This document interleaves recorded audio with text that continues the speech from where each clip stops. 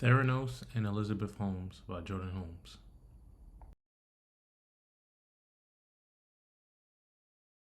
Here we have a photo of Theranos founder and CEO Elizabeth Holmes.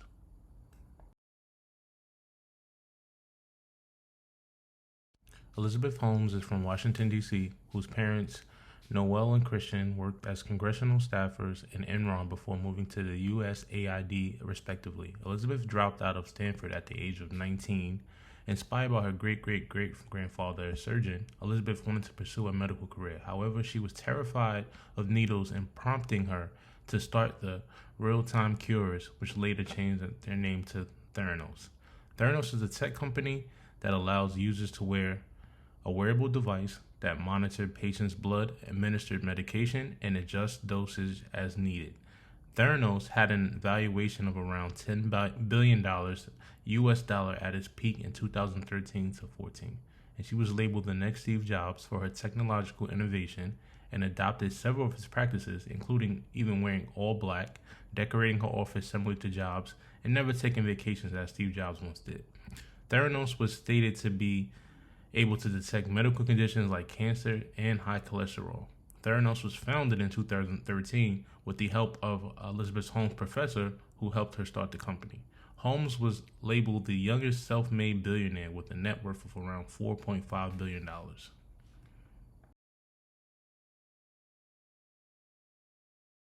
Secrecy. Holmes took investors' money on the condition she wouldn't have to reveal how Theranos technology worked. Additionally, she would have the final say over everything having to do with the company. From 2003 to 2013, Theranos operated in stealth mode. Holmes took 3 former employees to court, claiming they had misused Theranos trade secrets. So as you can see here, Theranos was tightly run, and this could have led to hiccups with the company later on.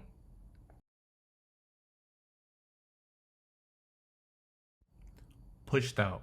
In 2008, Theranos' board decided to remove Holmes as CEO due to her lack of experience. However, Holmes was able to convince the board to let her stay at the helm. This was due to a 2-hour phone conversation which she used her manipulating and smart ways to, con the board to see that she was the best fit for the company. This ultimately didn't work out in the best decision for Theranos.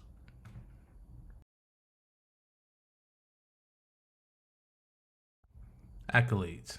As Theranos began to scale, Holmes graced the cover of Fortune and Forbes. Holmes did TED Talks and even spoke on a panel with former President Bill Clinton. Theranos secured deals with major retailers like Walgreens and Safeway worth $350 million. Capital Blue Cross and Cleveland Clinic signed on to offer their patients using Theranos technology. So the fact that this tech company had been the latest wave or big boom, they saw the potential with this company, and Holmes used this to her advantage.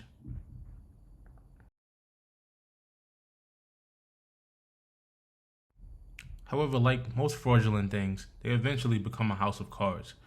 The Theranos test wasn't ready for the public due to inaccuracies in technology, yet it still went live. The FDA and federal regulators began investigating Theranos once again because of major inaccuracies in the test. In October 2015, it was revealed by a journalist that Theranos was struggling with its technology. The blood testing machine couldn't give accurate results and was using traditional blood testing machines. So as we see here, a whistleblower via reporter was the one who brought this to the public's interest, ultimately ruined the public trust that Theranos had spent years implementing, and eventually led to the demise of the company.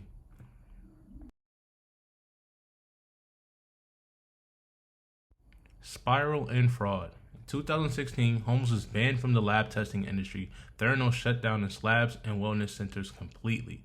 By 2018, Holmes was charged with massive fraud, had to pay a $500,000 fine, and return over 18.9 million shares of Theranos stock. Holmes stepped down as CEO of Theranos and was later charged with wire fraud and conspiracy to commit wire fraud.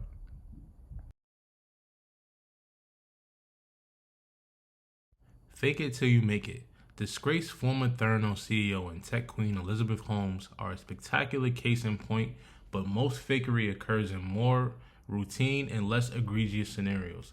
Holmes ran her company in secrecy and did not unveil its mysterious yet much hyped Edison prototype device until 2015. Edison was the blood testing machine that was ultimately used that wasn't ready for public consumption but still went live. A few insiders began leaking stories of how Edison produced wildly inaccurate blood analysis results. Reporter John of the Wall Street Journal investigated the leaks and published a blockbuster story that essentially blew up the company, exposing the Edison device as quite simply massive failed technology. So had they come out a little sooner, Holmes said, hey, we're not ready to go live. This could have ultimately led her from not being the face of thievery and fraud within the tech Silicon Valley world.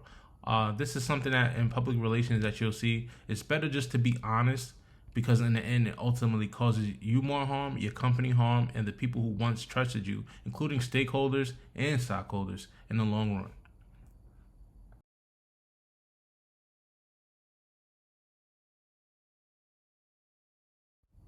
The rise and fall of Theranos. So as we see here in 2003, this is when the company started. So it has its early venture capital funding rounds.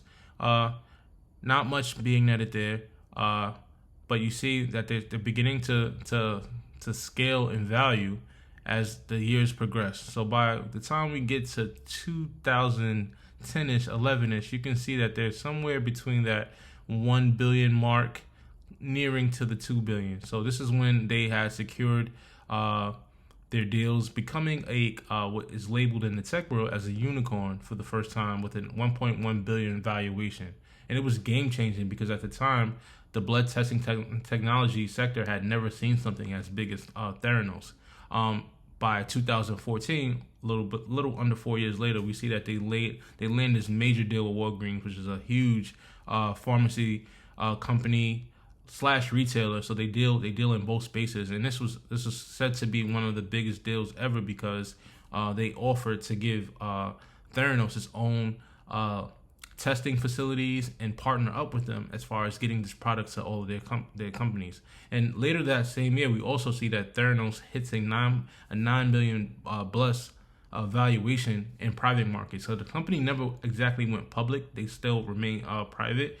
And then, as we see, closer to 2016 is when we see that first Wall Street story in the Wall Street Journal was leaked about the issues that were had with the blood testing technology. And a little bit less than 2 years later, we see that the lawsuits and everything begins to pile up. Partnership deals collapse. We have stockholders getting rid of dumping their shares, just trying to get as far away from the company as possible. And in 2018, Theranos officially closes its doors, has to shut down its lab testing testing sites. And then we see that Elizabeth Holmes is beginning to get charged with these crimes of wire fraud and acts to commit wire fraud. So a little bit of a 15-year span with not much to show in market. A lot of this could have been handled completely different, but we'll jump into that in the next slide.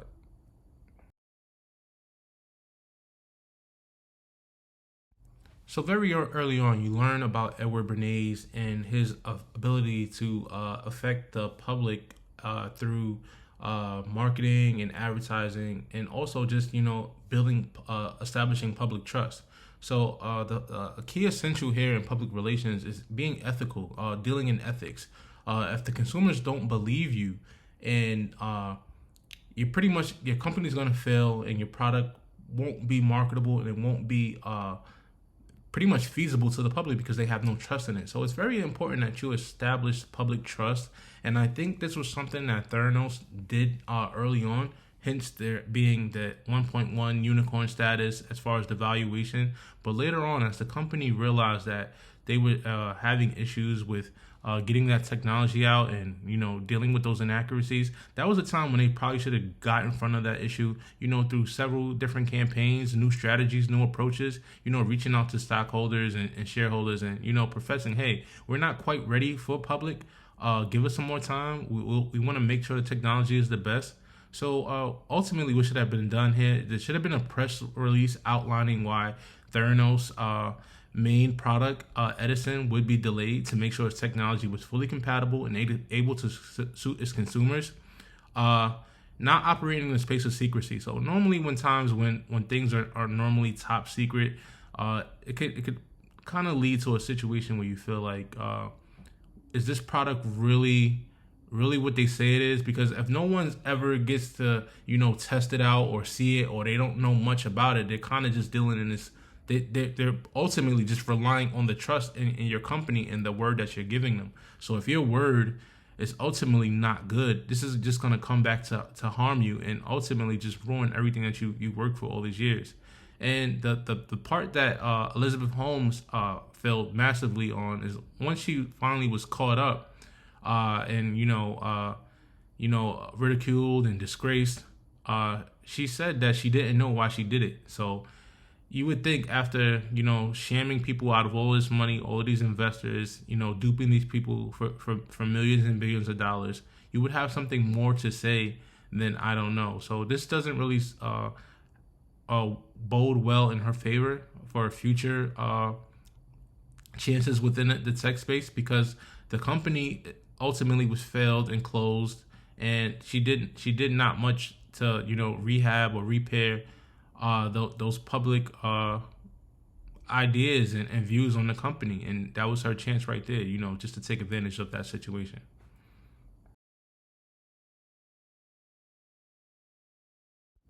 So if this was the year 2016 when the Wall Street journalist was first outing out the company about its inaccuracies and its abilities not to, put out a tangible product, that something that would be, conducive at market, I think the strategies that should have been implemented at the time would have been a press conference with the formal apology for the delays, simply stating that the products weren't ready, and had some more time been allowed, that things could, do a 180, and we just want to make sure everything's all right. Definitely a pestle analysis, because you want to get in front of things, because the more you let them linger, it ultimately does not come in your favor. You have a small window as far as public trust goes, so it's better to own up to your mistakes. Hey, we're not ready to go to market right now. Our product isn't where it want to be, and dealing in the space of medicine and medical. Ultimately, you're dealing with people's lives here, so you don't want to put anything at risk, because then you'll be liable, to get sued, or at worst have people harmed. So it's much more important to make sure that public safety and public trust is there. Then just creating a new sense of urgency around the company through social media campaigns and television spots. Oftentimes we'll see this with politicians when they get in trouble, or something salacious happens in their lives. They'll put out a campaign spot where they're trying to revamp their image, and just allow the public to see a different side of them versus what's being said about them. Definitely a social media campaign, since it is a tech company. I don't have the demographic market numbers here, but I would assume that you are dealing with people who are equipped to use social media. So just having that space where you could ultimately get your campaigns out the way you want, and you're not letting the media spin your story. Offering a customer loyalty program for the people who signed up initially. So, maybe a year free of a subscription to Edison and the Theranos products that would come after future dates. Just something that says, hey, we want to thank you early customers for being there, for being patient, and we're going to offer a sign of gratitude for you guys.